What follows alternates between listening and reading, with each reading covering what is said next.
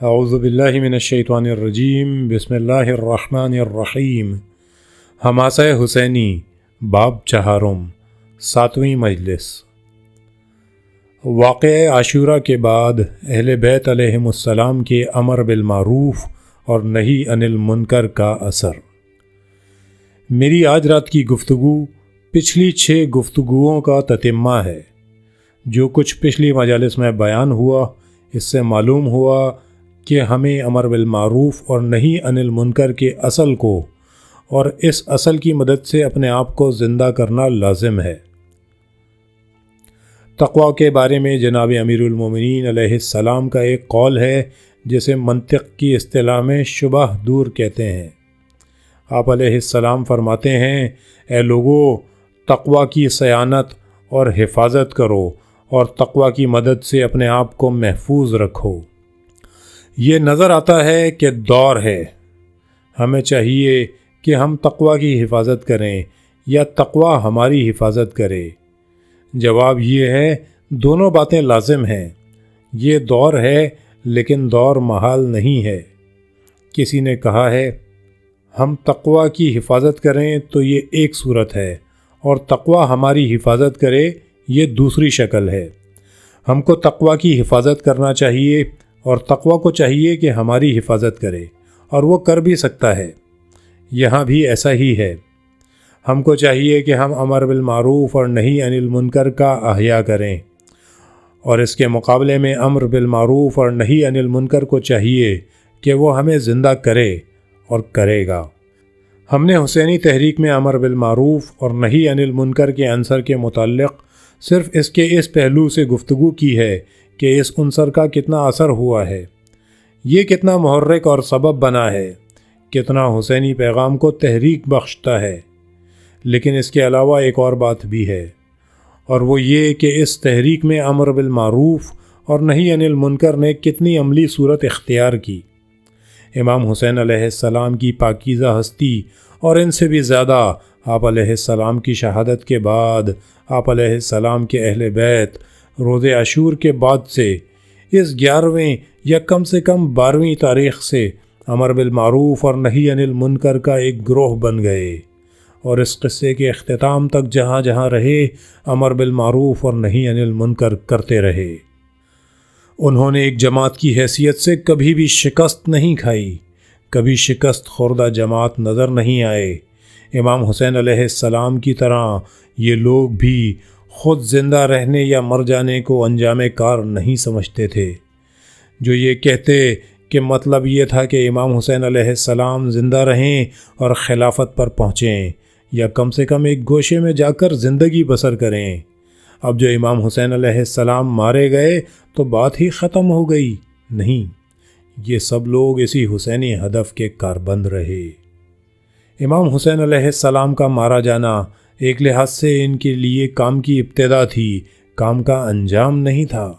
اہل بیت پیغمبر صلی اللہ علیہ وآلہ وسلم کا طریقہ کس قدر زیبا اور جاذب توجہ ہے، اور واقعی جس وقت انسان اس کا تجزیہ اور تحلیل کرتا ہے تو اس عظمت اور زیبائی کے سامنے، اس قوت کے سامنے، اس روحانی قدرت کے سامنے، اس پورے یقین اور ایمان کے سامنے، اس تمام روحانی شجاعت کے سامنے حیرت میں ڈوب جاتا ہے، دنگ رہ جاتا ہے، اور سوائے اس کے کہ ان کے سامنے تعظیم سے سر خم کر دے اور کچھ نہیں کر سکتا۔ ان لوگوں نے آخری لمحے تک اسلام کے پیغام کی تبلیغ کی، امر بالمعروف اور نہی عن المنکر کیا، اسلام کی طرف بلایا۔ حضرت علی علیہ السلام اور پیغمبر صلی اللہ علیہ وآلہ وسلم کے اہل بیت کی محبت بلکہ معرفت بھی شام میں سرے سے تھی ہی نہیں، یعنی کوئی ان لوگوں کو نہیں پہچانتا تھا، اور جو لوگ انہیں پہچانتے بھی تھے تو صحیح شناخت نہیں رکھتے تھے۔ لیکن دیکھیے کہ اہل بیت پیغمبر صلی اللہ علیہ وآلہ وسلم نے کیا کیا۔ اس کی صرف ایک مثال پیش کرتا ہوں اور پھر دوسری بات کی طرف آتا ہوں۔ ہم جانتے ہیں کہ عاشور کے دن کیا حالات تھے، اور اہل بیت پیغمبر صلی اللہ علیہ وآلہ وسلم نے 11ویں رات کس طرح گزاری۔ 11ویں تاریخ کو ابن زیاد کے جلاد آتے ہیں، اہل بیت علیہ السلام کو بے کجاوا اونٹوں پر بٹھاتے ہیں اور ایک دم روانہ کر دیتے ہیں۔ یہ لوگ 12ویں کی ساری رات کو شاید صبح تک برابر کمال روحانی اور جسمانی اذیت میں راستہ طے کرتے ہیں۔ اگلی صبح کو کوفہ کے دروازے کے نزدیک پہنچ جاتے ہیں۔ دشمن مہلت نہیں دیتا۔ اسی دن ظہر سے قبل اہل بیت پیغمبر صلی اللہ علیہ وآلہ وسلم شہر کوفہ میں داخل ہوتے ہیں۔ ابن زیاد اپنے دارالعمارہ میں بیٹھا ہوا ہے۔ مٹھی بھر قیدی، ان میں بھی عورتیں اور ایک مرد جو اس وقت بیمار تھا۔ حضرت سجاد علیہ السلام کے لیے بیمار کا لقب صرف ہم ایرانیوں میں پیدا ہو گیا ہے۔ معلوم نہیں یہ کیسے ہوا کہ صرف ہم یہ لقب استعمال کرتے ہیں۔ امام زین العابدین علیہ السلام بیمار، ورنہ عربی زبان میں کبھی نہیں کہتے علی ابن الحسین المریض یا المراض۔ یہ لقب ہم نے دیا ہے۔ اس کی اصل صرف اتنی ہے کہ عاشور کے حادثے کے زمانے میں امام زین العابدین علیہ السلام سخت بیمار تھے، اور ہر شخص اپنی عمر میں کبھی نہ کبھی بیمار ہوتا ہی ہے۔ کون ہے جو اپنی زندگی میں کبھی بیمار نہیں پڑتا؟ آپ علیہ السلام صاحب فراش تھے، مشکل سے حرکت کر سکتے تھے اور اپنے پاؤں پر کھڑے ہو سکتے تھے، لاٹھی کے سہارے بستر سے اٹھ پاتے تھے۔ اسی حالت میں امام علیہ السلام کو قیدی بنا کر روانہ کر دیا تھا۔ امام علیہ السلام کو ایسے اونٹ پر سوار کیا تھا جس پر لکڑی کی ایک کاٹھی تھی، لیکن اس پر کوئی نمدہ بھی نہیں تھا۔ جب انہیں یہ احساس ہوا کہ امام علیہ السلام بیمار ہیں اور ممکن ہے اپنے آپ کو نہ سنبھال سکیں، ان لوگوں نے آپ علیہ السلام کے پاؤں مضبوطی سے باندھ دیے تھے، گردن میں زنجیر ڈال دی تھی۔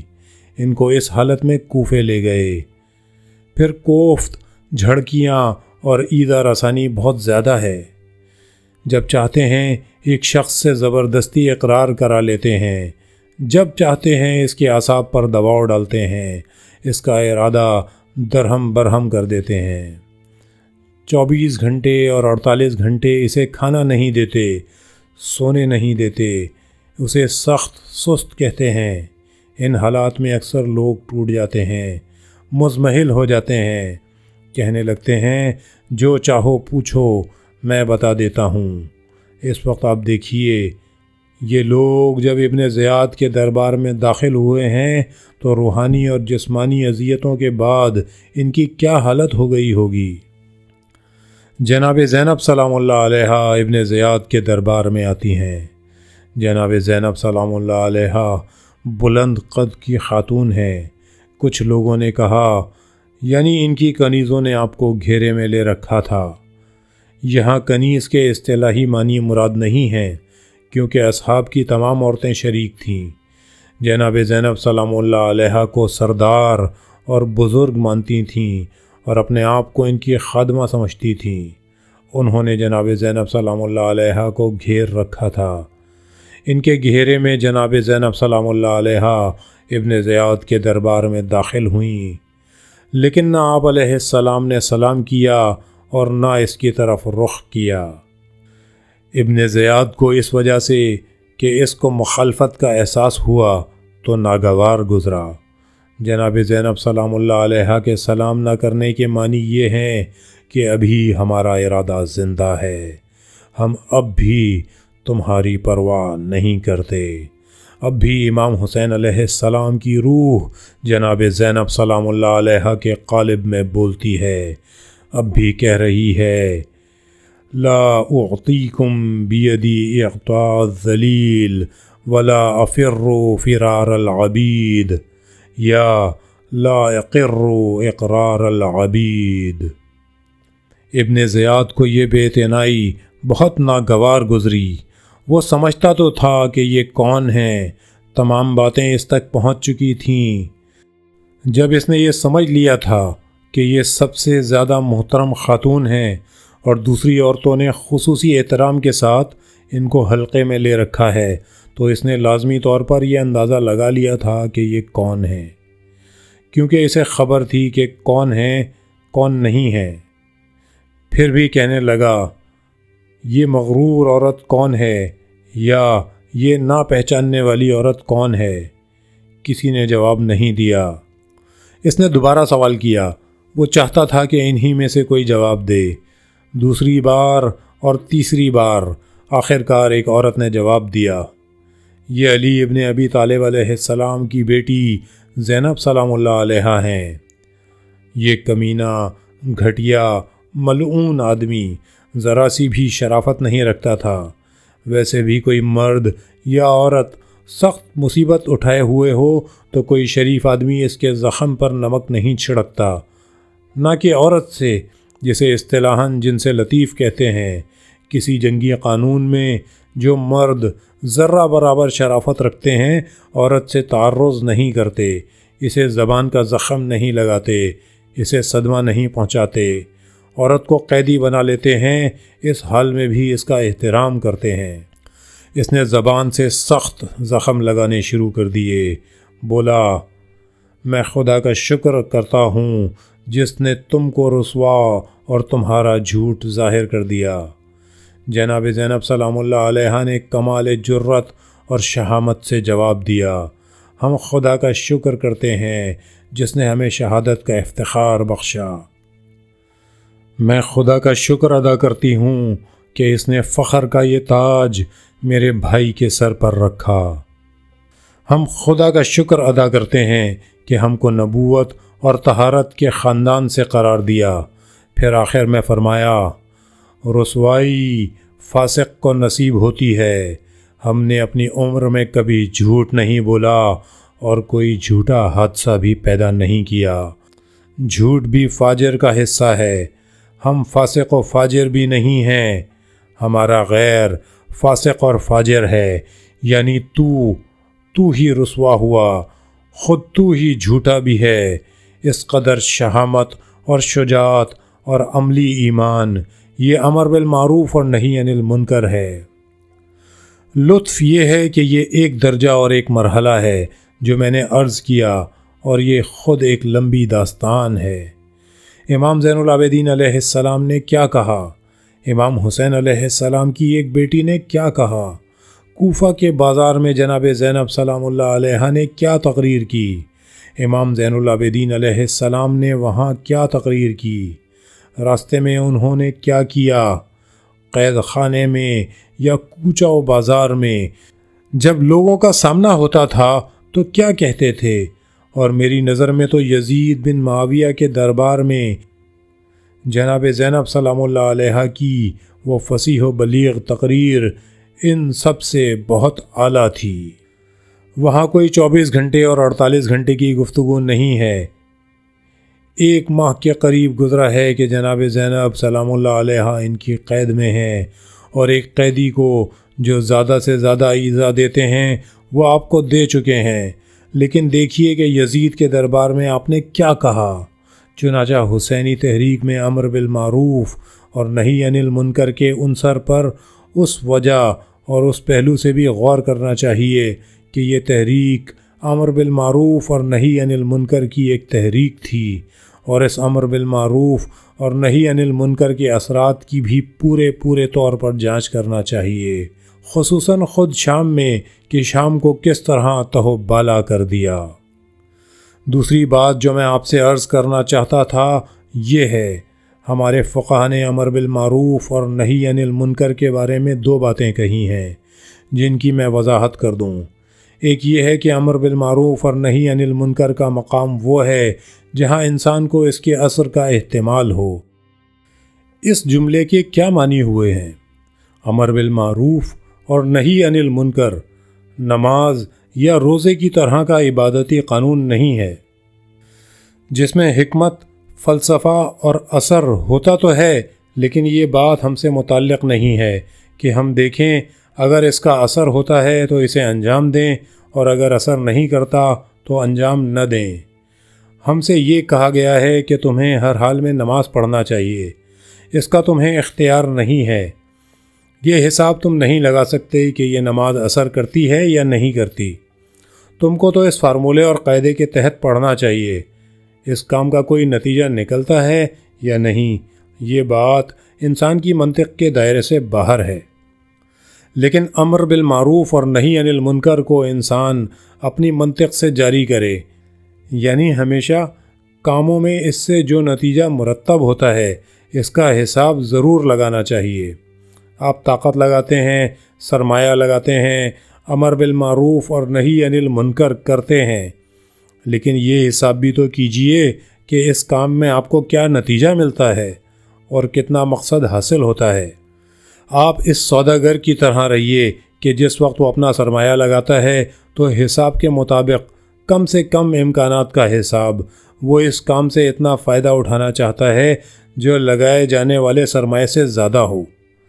اور یہ بالکل منطقی بات ہے، یعنی جب ہم کسی جگہ امر بالمعروف اور نہی عن المنکر کرتے ہیں تو ہم ہر مال یا جان یا کم سے کم وقت اور زمانے کا سرمایہ لگاتے ہیں، لیکن جب ہمیں یہ یقین ہو جائے کہ اس کا کم سے کم بھی اثر نہیں ہوتا یا الٹا اثر ہوتا ہے تو کیا پھر بھی ہم امر بالمعروف اور نہی عن المنکر کرتے رہیں؟ نہیں، یہ بالکل معقول اور صحیح بات ہے۔ یہ خوارج کی منطق کے بالکل مقابل میں ہے۔ خوارج کی فقہ میں امر بالمعروف اور نہی عن المنکر صرف ایک قرآنہ عبادت ہے، یعنی انسان کو اس میں حساب اور منطق سے کام لینے کا کوئی حق نہیں ہے۔ وہ بے دلیل اور آنکھیں بند کر کے امر بالمعروف اور نہی عن المنکر کرتا رہے، اگرچہ اسے اس بات کا یقین ہی کیوں نہ ہو کہ اس مقام پر وہ سرمایہ بھی لگا رہا ہے اور اسے فائدہ بھی نہیں ہو رہا۔ خارجی کہتا ہے اس بات کا ہم سے کوئی تعلق نہیں ہے، خدا نے کہہ دیا ہے تو ہر حال میں امر بالمعروف اور نہی عن المنکر کرتا رہے۔ ہمارے ائمہ علیہم السلام نے ہم سے یہ کہا ہے کہ یہ غلط ہے۔ خدا نے اس قسم کی امر بالمعروف اور نہی عن المنکر کا حکم نہیں دیا۔ امر بالمعروف اور نہی عن المنکر میں حساب، تدبیر، سوچ بچار اور عقل سے بالکل کام لینا چاہیے۔ جن عالموں نے سماجی مسائل کا مطالعہ کیا ہے انہوں نے کہا ہے کہ خوارج کے ختم ہو جانے کا سبب یہی تھا کہ وہ امر بالمعروف اور نہی عن المنکر میں منطق اور دلیل کے قائل نہیں تھے۔ مثلا جب کوئی خارجی کسی ایسے مغرور ظالم کے سامنے بھی آتا تھا جس کے ہاتھ میں ننگی تلوار بھی ہوتی تھی اور اسے اس بات کا یقین بھی ہوتا تھا کہ اس وقت کسی بات کا ذرا سا بھی اثر نہیں ہوگا، لیکن وہ کہہ ہی دیتا تھا اور اسے فوراً مار دیا جاتا تھا۔ اصطلاحاً ان لوگوں کو مصلحت نہیں آتی تھی، عقل اور منطق سے کام نہیں لیتے تھے، بغیر دیکھے چھلانگ لگا دیتے تھے، آخر ختم ہو گئے۔ لیکن ہمارے ائمہ علیہم السلام نے فرمایا کہ یہ کام غلط ہے۔ آپ نے تقیہ کا لفظ بھی سنا ہوگا، جس کے معنی ہے امر بالمعروف اور نہی عن المنکر میں مصلحت سے کام لینا، اور جو مادہ وقعی سے بنا ہے، جس کے معنی نگہداری کے ہیں۔ اس سے کیا مراد ہے؟ یعنی امر بالمعروف اور نہی عن المنکر ایک جنگ ہے۔ جنگ میں انسان بچاؤ کے وسیلے بھی کام میں لاتا ہے، یعنی ضرب لگاؤ لیکن کوشش کرو کہ تم خود ضرب نہ کھاؤ۔ لیکن تم یہ کہنا چاہتے ہو کہ مجھ پر تو جہاد واجب ہے، بالکل ٹھیک ہے، پھر میں ہتھیار کیوں لگاؤں، ذرا کیوں پہنوں؟ اگر میں قتل ہو جاؤں گا تو کیا میں بہشت میں نہیں جاؤں گا؟ تو میں اسی طرح لشکر کے درمیانی حصے پر حملہ کرتا ہوں تاکہ مارا جاؤں اور بہشت میں چلا جاؤں۔ اسلام کہتا ہے یہ کام نہ کرو۔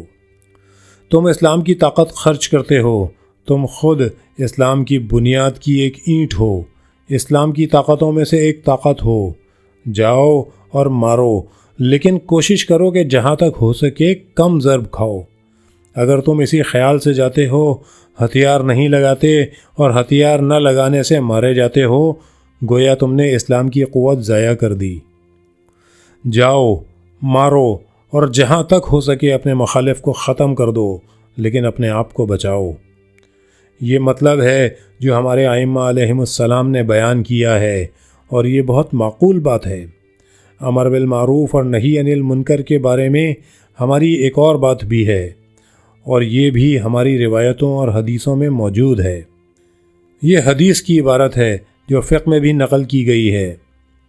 امر بالمعروف اور نہی عن المنکر اس شخص پر واجب ہے جو طاقت رکھتا ہے، یعنی کمزور انسان کو امر بالمعروف اور نہی عن المنکر نہیں کرنا چاہیے۔ یہ بھی اسی بات سے ملی ہوئی بات ہے، یعنی حساب یہ ہے کہ امر بالمعروف اور نہی عن المنکر کسی نتیجے پر پہنچنے یا کوئی نتیجہ حاصل کرنے کے لیے ہوتا ہے، اسی لیے کہتے ہیں کہ قوت کو بچاؤ اور نتیجہ حاصل کرو۔ لیکن جہاں تم کمزور ہو، یعنی طاقت تو خرچ کرتے ہو لیکن نتیجہ حاصل نہیں کر پاتے، تو ایسا نہ کرو۔ اب یہاں بعض کے لیے ایک بہت بڑا شبہ پیدا ہوتا ہے، اور وہ یہ ہے کہ ممکن ہے کوئی یہ کہے مجھ میں فلاں کام کرنے کی طاقت نہیں ہے، اور اسلام نے بھی کہا ہے کہ اگر تم میں طاقت نہ ہو تو نہ کرو، پھر میں تو چین سے ہوں۔ دوسرا کہتا ہے اسلام نے کہہ دیا ہے کہ امر بالمعروف اور نہی عن المنکر اس وقت ہوتا ہے جب اس سے کوئی نتیجہ نکلنے کا امکان ہو۔ اچھا، مجھے نتیجے کی امید نہیں ہے تو پھر میں چین سے بیٹھ جاؤں؟ یہ غلطی ہے۔ یہ گمان اس قسم کا سا شک نہیں ہے جو تم طہارت اور نجاست کے سلسلے میں کرتے ہو۔ معلوم نہیں فلاں چیز پاک ہے یا نجس۔ اسلام کہتا ہے کیا تمہیں یہ گمان ہے کہ یہ پاک ہے؟ ہاں مجھے گمان ہے۔ اچھا کہو پاک ہے۔ اس گمان کے معنی وہی ذہنی گمان کے ہیں، یعنی تمہیں جہاں شک ہو کہ پاک ہے یا نجس، مثلا جو دوا باہر سے درآمد ہوئی ہے تمہیں 100% یقین نہیں ہے کہ یہ نجس ہے، 99% تمہیں یہ گمان ہوتا ہے کہ یہ نجس ہوگی، لیکن 1% یہ گمان بھی ہے کہ پاک ہوگی، تو تمہارے لیے یہی ذہنی گمان اس بات کے لیے کافی ہے کہ تم یہ کہو کہ یہ دوا پاک ہے۔ کیا یہ میرا فرض ہے کہ میں جا کر تحقیق کروں کہ یہ پاک ہے یا نجس؟ ہرگز نہیں۔ تمہارا کوئی ایسا فرض نہیں ہے۔ وہی گمان، یعنی وہی ذہنی کیفیت جسے علمی اصطلاح میں علم موضوعی، احتمال موضوعی کہتے ہیں، یہی احتمال تمہارے لیے حکم ہے۔ اس سے زیادہ تمہاری کوئی ذمہ داری نہیں ہے۔ لیکن یہاں جسے احتمال کہتے ہیں اس کے یہ معنی نہیں ہے کہ جاؤ اور اپنے گھر میں بیٹھے رہو پھر کہو مجھے اثر کا شک ہے۔ مجھے اثر کا شک نہیں ہے، یہ طہارت اور نجاست کی بات نہیں ہے۔ اس معاملے میں جا کر کوشش کرو، زیادہ سے زیادہ تحقیق کرو، دیکھو اور سمجھو کہ تم کو کوئی نتیجہ حاصل ہوتا ہے یا نہیں ہوتا۔ جو شخص بے خبر ہے اور پھر وہ تحقیق نہیں کرتا جو یہ سمجھ سکے کہ امر بالمعروف اور نہی عن المنکر سے اسے کوئی فائدہ بھی ہوتا ہے یا نہیں ہوتا، اس کی طرف سے ایسا عذر ناقابل قبول ہے۔ یا ایک اور شخص کہتا ہے صاحب مجھ میں طاقت نہیں ہے، اسلام بھی کہتا ہے بہت خوب، لیکن جاؤ طاقت حاصل کرو، یہ شرط موجودگی کی ہے، واجب ہونے کی شرط نہیں ہے۔ یعنی یہ کہا ہے کہ جب تک تم کمزور ہو تو کسی کام میں ہاتھ نہ ڈالو جس سے تمہیں کوئی فائدہ حاصل نہ ہو یا تم جس سے کوئی نتیجہ حاصل نہ کر سکو، لیکن جا کر قدرت حاصل کرو تاکہ تم کوئی نتیجہ حاصل کر سکو، کوئی فائدہ اٹھا سکو۔ اب میں آپ کے سامنے ایک مثال پیش کرتا ہوں۔ فقہ میں ایک مسئلہ ہے جسے ولایت از قبل جائر کہتے ہیں۔ ائمہ علیہم السلام کے زمانے میں خاص طور پر یہ مسئلہ زیادہ پوچھا جاتا تھا۔ لوگ پوچھتے تھے یابن رسول اللہ، یہ خلیفہ ظالم اور جابر خلیفہ ہیں، ہم ان کی حکومت کی کوئی اسامی یا عہدہ قبول کریں یا نہ کریں؟ اسلام کا حکم یہ ہے کہ قبول نہ کریں، ان کا کوئی عہدہ قبول نہ کریں۔ لیکن پھر فرماتے تھے اگر تم ان سے کوئی اسامی لے لو جس کی بدولت تمہیں امر بالمعروف اور نہی عن المنکر کی قوت مل جائے تو قطعی طور پر تم ایسا کر سکتے ہو، تمہیں اجازت ہے۔ ہماری فقہ کی کتابوں میں یہ مسئلہ موجود ہے۔ محقق شرائع میں لکھتے ہیں شہیدین یعنی شہید اول اور شہید دوم، بعض منتہی بھی کہتے ہیں، لیکن بعض کہتے ہیں یعنی مستحب ہے اور بعض کہتے ہیں یعنی واجب ہے۔ کہتے ہیں یہ کام جو ظالم کی مدد کرتا ہے، مثلا جناب علی بن یقطین چاہتے ہیں کہ ظالم اور غاصب ہارون الرشید کے وزیر بن جائیں، اس لیے کہ واجب ہے، یعنی یہ کام جو اپنی جگہ حرام ہے اگر ایسی طاقت حاصل کرنے کا وسیلہ بن جائے جسے آپ امر بالمعروف اور نہی عن المنکر کے لیے استعمال کر سکیں تو نہ صرف یہ کہ یہ کام آپ کے لیے حرام نہیں ہوگا بلکہ واجب ہے۔ امام موسیٰ بن جعفر علیہ السلام 2 شیعوں محمد بن اسماعیل بن بزی اور علی بن یقطین کے متعلق جو ظالم خلفاء کی حکومت میں اس لیے چلے گئے تھے کہ خدا کے مقاصد پورے کرنے کی کوشش کریں، فرماتے ہیں تم زمین پر خدا کے ستارے ہو، تم وہاں اس لیے نہیں گئے کہ فائدہ کماؤ، جاہو منصب کا لالچ کرو، دولت جمع کرو، تم وہاں اس لیے گئے ہو کہ اسلام کا نصب العین اپنے سامنے رکھو۔ دیکھو امر بالمعروف اور نہی عن المنکر کی خاطر قوت حاصل کرنے کا کام اتنا اہم ہے، اتنا واجب ہے کہ اسلام کہتا ہے کہ تم اس کی خاطر 100% حرام کام بھی ارتکاب کر سکتے ہو، یعنی یہ عمل جو اپنی جگہ اس صورت میں حرام ہے جب تم اسے صرف اس لیے انجام دو کہ اس حکومت کے جلال کا ایک حصہ بن جاؤ اور اس سے تمہارا کوئی مقصد امر بالمعروف اور نہی عن المنکر یعنی خدمت اسلام کا نہ ہو۔ اسلام کی ایسی خدمت کی خاطر جو واقعی تم کرنا چاہو حرام واجب میں تبدیل ہو جاتا ہے اور بعض فقہا کے نزدیک مستحب ہو جاتا ہے، جیسا کہ محقق نے شرائع میں لکھا ہے کم سے کم حرام مستحب میں تبدیل ضرور ہو جاتا ہے۔ اسی سے آپ سمجھ لیجئے کہ طاقت کا مسئلہ یہ نہیں ہے کہ اگر اتفاقاً پیدا ہو گئی تو امر بالمعروف کر لیجئے اور جو اتفاقاً پیدا نہیں ہوئی تو نہ کیجئے۔ لوگ یہ کہتے ہیں کہ اگر طاقت اتفاقاً پیدا ہو گئی تو امر بالمعروف اور نہی عن المنکر واجب ہو جاتا ہے اور اگر پیدا نہ ہوئی تو واجب نہیں ہوتا، اس لیے قدرت حاصل کرنا واجب نہیں ہے۔ اس قول کے غلط ہونے کی دلیل یہ ہے کہ ہم دیکھیں اسلام نے امر بالمعروف اور نہی عن المنکر کی کیا قدر و قیمت مقرر کی ہے۔ ہم یہ دیکھیں کہ اسلام نے امر بالمعروف اور نہی عن المنکر کی جو قدر و قیمت رکھی ہے اس کے پیش نظر یہ کہنا ممکن ہے کہ جب مسلمانوں کو اتفاقاً قوت حاصل ہو جائے تو یہ فرض ادا کر دیں اور جو قوت حاصل نہ ہو تو پھر یہ فرض نہیں ہے کہ جا کر قدرت حاصل کریں تاکہ امر بالمعروف اور نہی عن المنکر انجام دے سکیں۔ اگر آپ یہ سمجھنا چاہتے ہیں کہ اسلام میں امر بالمعروف اور نہی عن المنکر کا کیا مقام ہے تو اس روایت کا مطالعہ کیجئے جو کافی میں موجود ہے اور ہماری بہت مشہور قطعی اور مستند روایت ہے اور فقہ اور حدیث کی تمام معتبر کتابوں میں ملتی ہے اور اس بارے میں سب سے زیادہ مفصل حدیث ہے۔ میں آپ کو اس کے کچھ ٹکڑے سناتا ہوں اس لیے کہ یہ بہت مفصل ہے۔ اس کا ایک ٹکڑا جو حدیث کی ابتدا بھی ہے، آخری زمانے میں ریاکار لوگ پیدا ہوں گے جو قرآنی آیات اور دعائیں پڑھا کریں گے، تقدس کا اظہار کیا کریں گے، یہ احمق بھی ہوں گے، امر بالمعروف اور نہی عن المنکر کی مطلق پرواہ نہیں کریں گے۔ جب تک یہ لوگ بالکل مطمئن نہیں ہو جائیں گے کہ انہیں امر بالمعروف اور نہی عن المنکر سے ذرا سا بھی نقصان نہیں پہنچے گا اس وقت تک اس پر عمل نہیں کریں گے، برابر اس بات کے خواہش مند رہیں گے کہ امر بالمعروف اور نہی عن المنکر سے بچنے کی کوئی راہ نکالیں، کوئی عذر تراشیں کہ اب نہیں ہو سکتا، اب ممکن نہیں ہے۔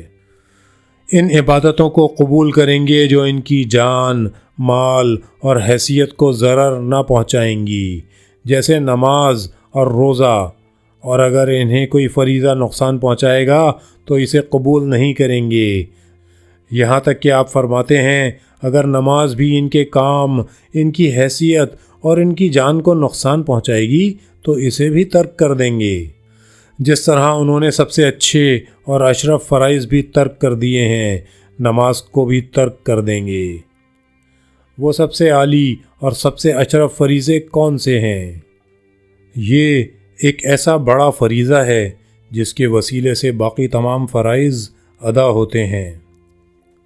یہ امر بالمعروف اور نہی عن المنکر ہے جس کے وسیلے سے نماز، زکوٰۃ، حج، خمس، معاملات، قانون اور اخلاق کے تمام فریضے ادا ہو سکتے ہیں۔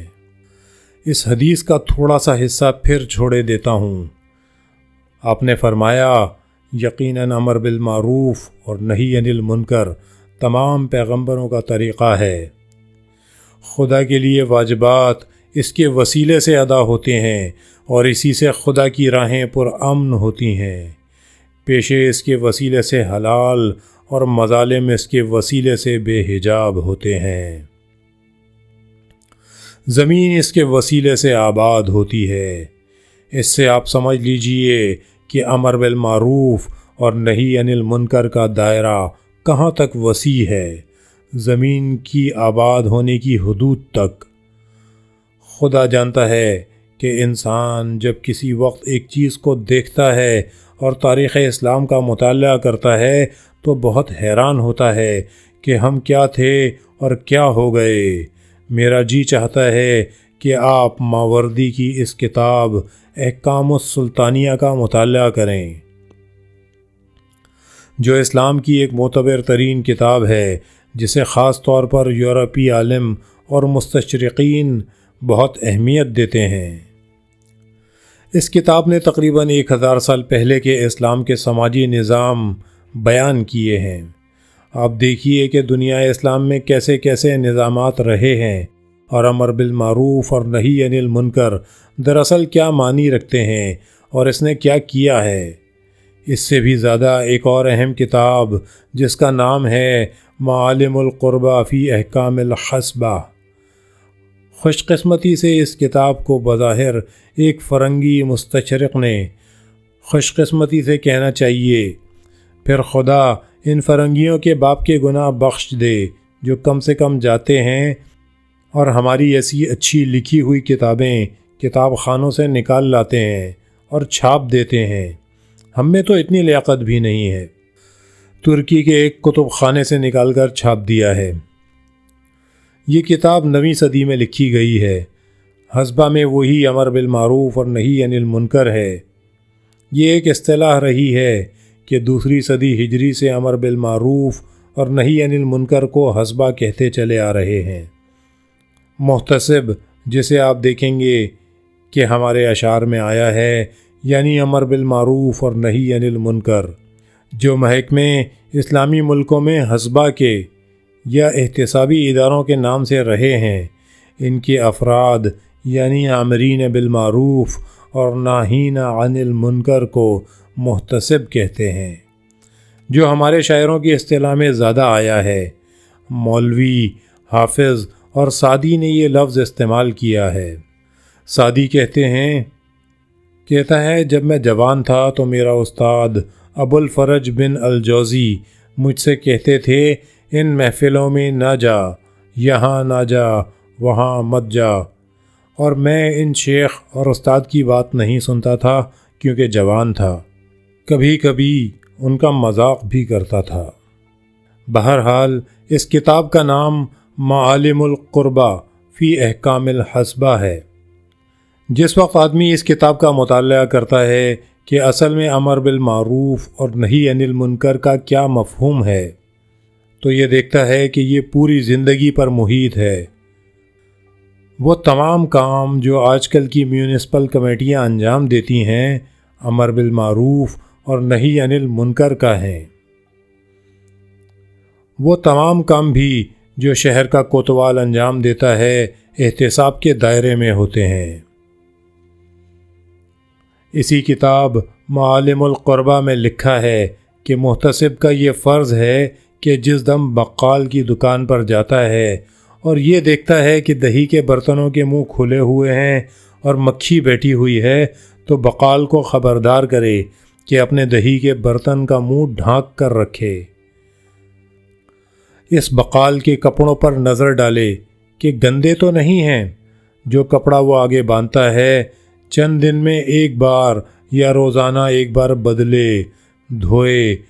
غسل خانوں میں کیا کرتے ہیں، مسجدوں میں کیا کرتے ہیں، وغیرہ وغیرہ۔ جس وقت انسان یہ باتیں دیکھتا ہے تو کہہ اٹھتا ہے اے خدا، یہ ہم تھے اور یہ ایک وقت ہمارا تھا، اور اب ہم یہ ہیں کہ ایسی حالت میں گرفتار ہیں۔ اے خدا، یہ ہم ہیں جو ہماری کافی کی اور ہماری تمام فقہی کتابوں کی روایتوں میں یہ کہا جاتا ہے کہ امر بالمعروف وہ ہے جس سے زمین آباد ہوتی ہے۔ امر بالمعروف اور نہی عن المنکر کی مدد سے دشمن سے بدلہ لے سکتے ہیں، یعنی امر بالمعروف اور نہی عن المنکر کو زندہ کرو تاکہ تم اسرائیل کے مقابلے میں کھڑے ہو سکو۔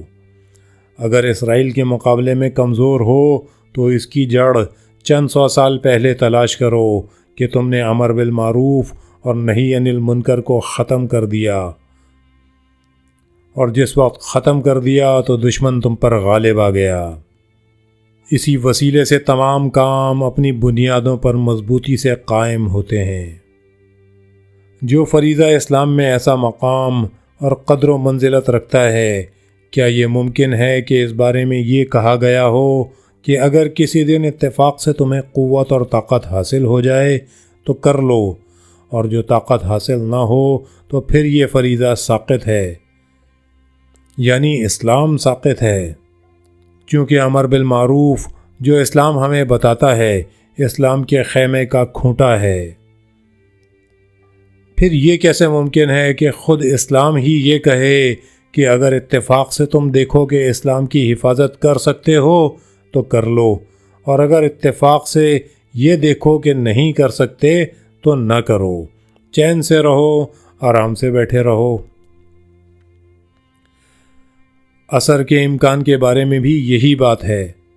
میں جا کر کمرے میں بیٹھ جاتا ہوں اور کہتا ہوں کہ مجھے تو عصر کا کوئی امکان معلوم نہیں ہوتا۔ تمہیں یہ حق نہیں پہنچتا کہ عصر کا امکان بتاؤ یا نہیں بتاؤ، تمہارا کوئی مطالعہ نہیں ہے، تمہیں حالات کی اطلاع نہیں ہے، تم واقعات سے واقف نہیں، تم نہیں جانتے کہ امر بالمعروف اور نہی عن المنکر کی راہ کون سی ہے، تم نفسیات نہیں جانتے کہ انسان پر اثر کرنے کے لیے اس کی روح کا کس طریقے سے سامنا کیا جائے، تم عمرانیات نہیں جانتے، تم کچھ نہیں جانتے، اس لیے تم کو حق نہیں جو یہ کہو کہ مجھے اثر کا احتمال ہوتا ہے یا نہیں ہوتا۔ اس بنیادی اصول کے دو پائے یہ ہیں، قدرت اور آگاہی، دونوں کو حاصل کرنا چاہیے، اس کے بغیر کچھ نہیں ہو سکتا۔ آپ اپنے اخباروں میں پڑھتے ہیں کہ امریکہ میں اسرائیل کے لیے مدد جمع کرنے والی 380 سے زیادہ کمیٹیاں قائم ہیں۔ میں اس لحاظ سے ان کی قدر کرتا ہوں کہ یہ بیدار قوم ہے، اپنے لیے کام کر رہی ہیں، یہ قوم سمجھتی ہے کہ اس کا راستہ یہی ہے۔ ہر شخص ہر محلے میں، ہر گوشے میں ہے، خود بیٹھیں، سوچیں، کام کریں، معلومات حاصل کریں، انجام کا اندازہ لگائیں۔ یہ واقفیت اور اس واقفیت کا حاصل ہونا واجب ہے، یہ قدرت ہے اور قدرت کا حاصل کرنا واجب ہے۔ اب میں پھر اسی بات پر واپس آتا ہوں جو میں نے ابتدا میں عرض کی تھی، یعنی حسینی تحریک میں امر بالمعروف اور نہی عن المنکر کے عنصر کا مطالعہ۔ اس لحاظ سے، اس وجہ سے کہ پیغمبر صلی اللہ علیہ وآلہ وسلم کے اہل بیت نے اس موقع سے زیادہ فائدہ کس طرح اٹھایا۔ خدا بخشے مرحوم آیتی رضوان اللہ علیہ کو، کیا بزرگ تھے، کیسے متقی عالم تھے جو ہم سے جدا ہو گئے۔ ان کی ایک کتاب ہے جس کا نام بررسی تاریخ عاشورہ کی تاریخ کا مطالعہ۔ ممکن ہے آپ میں سے بہت سے افراد نے دیکھی ہو، جنہوں نے نہیں دیکھی وہ اسے دیکھیں اور پڑھیں۔ یہ ان تقریروں کا مجموعہ ہے جو مرحوم نے ریڈیو پر کی تھیں۔ آپ کی وفات کے بعد یہ تقریریں چھاپ دی گئی ہیں۔ اس سلسلے میں فارسی میں جو کتابیں لکھی گئی ہیں، ان میں اسے اگر بہترین نہ کہوں تو بہترین میں سے یقیناً ایک ہے۔ اب اگر تجزیہ اور تحلیل کے اعتبار سے اسے درجہ اول کی کتاب نہ کہوں تو اسناد کے پہلو سے، یعنی اس پہلو سے کہ اس کا مواد معتبر تواریخ کی روح سے مستند ہے، یہ یقینی طور پر بے مثال کتاب ہے۔ اس کتاب میں ان بزرگ نے اس بات پر بہت زور دیا ہے کہ کربلا کی تاریخ کو دراصل اسیروں نے زندہ رکھا ہے، یعنی اسیروں نے تاریخ کی حفاظت کی ہے، اور اموی حکومت نے جو سب سے بڑی غلطی کی وہ اہل بیت علیہ السلام کو قید کرنا اور انہیں کوفہ اور بعد میں شام تک پھیرانا تھا۔ اگر یہ لوگ یہ کام نہیں کرتے تو شاید یہ تاریخ بھلا دی جاتی، یا کم سے کم اس کے اثر اور قوت کو کچھ کم کر دیتے، لیکن انہوں نے اپنے ہی ہاتھوں ایسا کام کیا کہ اہل بیت پیغمبر صلی اللہ علیہ وآلہ وسلم کو موقع دے دیا، اور انہوں نے دنیا میں تاریخ کربلا مسجل کر دی۔ ان لوگوں کو یہ یقین نہیں تھا کہ یہ تھوڑی سی عورتیں اور بچے جو حد درجے تھکے ماندہ و خستہ اور مصیبت زدہ ہیں، اس موقع سے زیادہ فائدہ اٹھا لیں گے۔ کسے یقین تھا انہوں نے کس طرح تبلیغ کی۔ شام میں جمعے کے دن جمعے کی نماز ہے، مجبوراً خود یزید کو شرکت کرنا ہے، بلکہ شاید نماز کی امامت بھی اسی کو کرنا تھی۔ اس کا مجھے اب اس وقت یقین نہیں ہے۔ نماز جمعہ میں خطیب پہلے 2 خطبے جو بہت مفید اور گراں قدر ہوتے ہیں پڑھتا ہے، اس کے بعد نماز شروع ہو جاتی ہے۔ اصولاً یہ دونوں خطبے ان 2 رکعتوں کی جگہ ہوتے ہیں جو جمعے کے دن ظہر کی نماز سے ساقط ہو جاتی ہے، اور جمعے کی نماز 2 رکعت میں بدل جاتی ہے۔ پہلے وہ خطیب جو اصطلاح میں دستوری یا حکمیہ تھا منبر پر گیا، اور جو کچھ پہلے سے اس سے کہا گیا تھا وہی اس نے دہرا دیا۔ اس نے یزید اور معاویہ کی تعریف کی، اور دنیا میں جو صفت اور جو خوبی ہو سکتی تھی وہ ان سے منسوب کی، اور پھر حضرت علی علیہ السلام اور امام حسین علیہ السلام کو اس طرح برا بھلا کہنا شروع کیا کہ یہ خدا کے دین سے خارج ہو گئے، نعوذ باللہ۔ انہوں نے یہ کیا اور وہ کیا۔ امام زین العابدین علیہ السلام نے پایہ منبر نیچے سے ڈانٹا، اے خطیب، تو نے ایک مخلوق کی خوشنودی کے لیے خالق کا غضب خرید لیا۔ پھر آپ نے یزید سے مخاطب ہو کر فرمایا، کیا تو مجھے اجازت دیتا ہے کہ میں ان لکڑیوں کے اوپر جاؤں؟ آپ نے منبر نہیں کہا۔ عجیب بات ہے، پیغمبر صلی اللہ علیہ وآلہ وسلم کے اہل بیت ان باتوں کا کتنا دھیان رکھتے تھے۔ مثلاً یزید کے دربار میں یا امیر المومنین یا ایھا الخلیفہ نہیں کہتے، بلکہ کنیت سے بھی مخاطب نہیں کرتے کہ یا ابا خالد، صرف اتنا کہتے ہیں اے یزید۔ امام زین العابدین علیہ السلام بھی اور جناب زینب سلام اللہ علیہا نے بھی اس وقت بھی یہ نہیں فرمایا کہ مجھے اس منبر پر جانے کی اجازت دے، یعنی یہ کہ یہ منبر نہیں ہے، یہ جو 3 سیڑھیوں کی لکڑیاں یہاں ہیں ان پر ایسا ہی خطیب چڑھتا ہے اور ایسی ہی باتیں کرتا ہے، ہم اسے منبر نہیں سمجھتے۔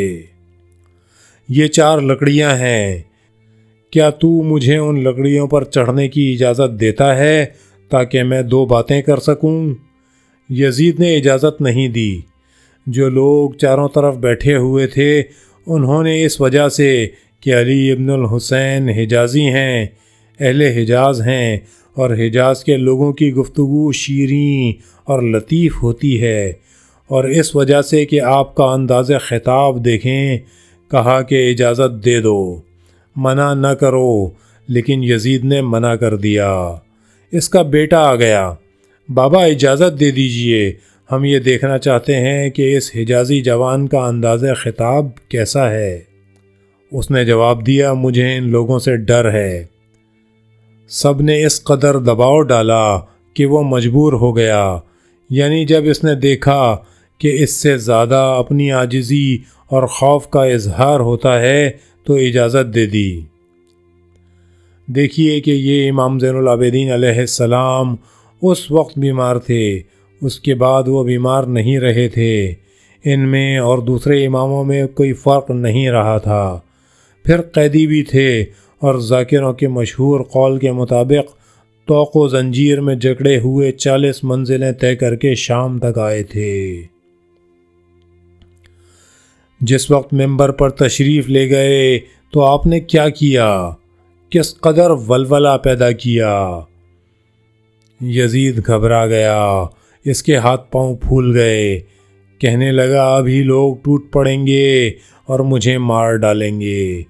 اس نے ایک چال چلی، ظہر کا وقت تھا، اچانک مؤذن سے کہا اذان دے، نماز کو دیر ہوتی ہے۔ مؤذن کی آواز بلند ہوئی، زین العابدین علیہ السلام خاموش ہو گئے۔ مؤذن نے کہا اللہ اکبر، اللہ اکبر۔ امام علیہ السلام نے دہرایا اللہ اکبر، اللہ اکبر۔ مؤذن نے کہا اشہد اللہ الہ الا اللہ، اشہد اللہ الہ الا اللہ۔ پھر امام علیہ السلام نے دہرایا یہاں تک کہ پیغمبر صلی اللہ علیہ وآلہ وسلم کی رسالت کی شہادت پر پہنچا۔ یہاں تک مؤذن پہنچا ہی تھا کہ امام زین العابدین علیہ السلام نے آواز دی مؤذن خاموش ہو جا۔ آپ علیہ السلام نے یزید کی طرف رخ کیا، اے یزید، اس جگہ جس کا نام لیا جا رہا ہے اور جس کی رسالت کی گواہی دی جا رہی ہے کون ہے؟ اے لوگوں، ہم کون ہیں جنہیں تم نے قید کیا ہے؟ اور میرے پدر جنہیں تم نے شہید کر دیا کون تھے؟ اور یہ کون ہیں جن کی رسالت کی تم گواہی دے رہے ہو؟ اس وقت تک لوگوں کو صحیح واقعہ معلوم نہ تھا کہ انہوں نے کیا کر ڈالا ہے۔ اس وقت آپ سنتے ہیں کہ یزید نے بعد میں اہل بیت پیغمبر صلی اللہ علیہ وآلہ وسلم کو اس قید خانے سے رہا کیا اور پھر حکم دیا کہ انہیں عزت و احترام کے ساتھ لے جائیں۔ نعمان بن بشیر کو، جو نرم دل اور ملائم آدمی تھا، اس کام پر مقرر کیا اور حکم دیا کہ ان لوگوں کو بے حد مہربانی اور آرام کے ساتھ شام سے مدینہ تک لے جاؤ۔ یہ کس لیے تھا؟ کیا یزید شریف بن گیا تھا؟ اس کی ذہنیت بدل گئی تھی؟ ہرگز نہیں، دنیا اور یزید کا ماحول بدل گیا تھا۔ آپ سنتے ہیں کہ یزید بعد میں ابن زیاد پر لعنت بھیجا کرتا تھا اور کہتا تھا کہ تمام گناہ اس کا تھا۔ وہ اس سے بالکل انکار کرتا تھا اور کہتا تھا کہ میں نے ایسا حکم نہیں دیا تھا۔ ابن زیاد نے اپنے آپ ہی یہ کام کیا۔ کیوں؟ اس لیے کہ امام زین العابدین علیہ السلام اور جناب زینب سلام اللہ علیہا نے حالات کا رخ پلٹ دیا تھا۔ لا حول ولا قوة الا باللہ العلی العظیم۔ وصلی اللہ علی محمد وآلہ الطاہرین۔